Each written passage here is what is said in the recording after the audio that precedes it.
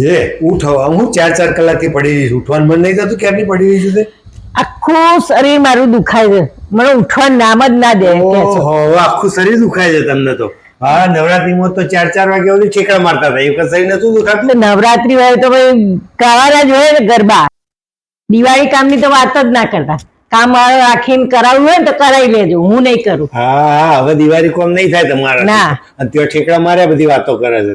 દિવાળી કોમે કરવું પડશે, કોઈ એવા પૈસા ના ખર્ચવાના હોય બધા દિવાળી કોમ. 1,000 રૂપિયા દાડા ના લેશે સાફ કરવા, વાત કરે છે. હા, હેલો. હા, હર્ષદભાઈ બોલું છું. શું વાત કરો છો? જાયન્ટ્સ ગ્રુપના આજે શરદ પૂર્ણિમાને ગરબા રાખ્યા છે, એટલે અમારે બંનેને આવવાનું છે.